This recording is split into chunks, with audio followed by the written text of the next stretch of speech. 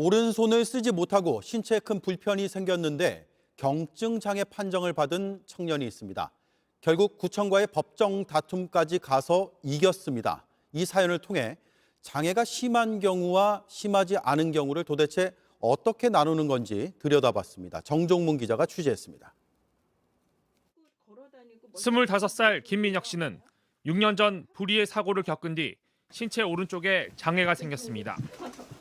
오른 다리가 불편하고 특히 오른손을 쓰지 못합니다. 옷을 입는 것도 걷는 것도 불편한데 근육이 움츠러드는 겨울이면 더 힘듭니다. 처음엔 장애 3급을 받았는데 두 차례 재심사를 거치며 5급을 받게 됐습니다. 구청이 보고서 얘는 5급이다라고 해서 판정을 저한테 해서 이제 그걸 보내줬는데 저는 당연히 인정을 못했어요. 근데 이제 더 이상 방법이 없잖아요. 3급이 유지되면 장애 등급제가 폐지된 이후 중증 장애인이 되지만 5급 판정으로 경증 장애인으로 분류돼 받을 수 있는 지원도 줄어들었습니다. 결국 김 씨는 강북구청을 상대로 소송을 냈고 법원은 김 씨의 손을 들어줬습니다.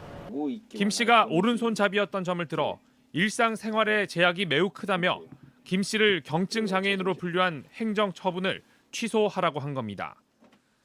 특히 법원은 다양한 장애를 경중으로만 나눠놓은 시행규칙을 두고 행정입법상 명백한 부주의라며 행정입법자가 그에 대한 정치적, 법적 책임을 져야 하는 영역이라고 강하게 질타했습니다. 강북구청이 항소하지 않아 판결은 확정됐습니다.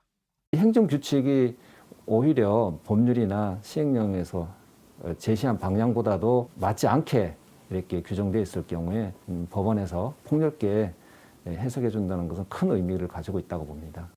김 씨처럼 장애 심사 결과에 대해 이의 신청을 한 건 지난 3년간 매년 10,000건가량 되지만 정작 받아들여진 건 15%에도 미치지 못하고 있습니다.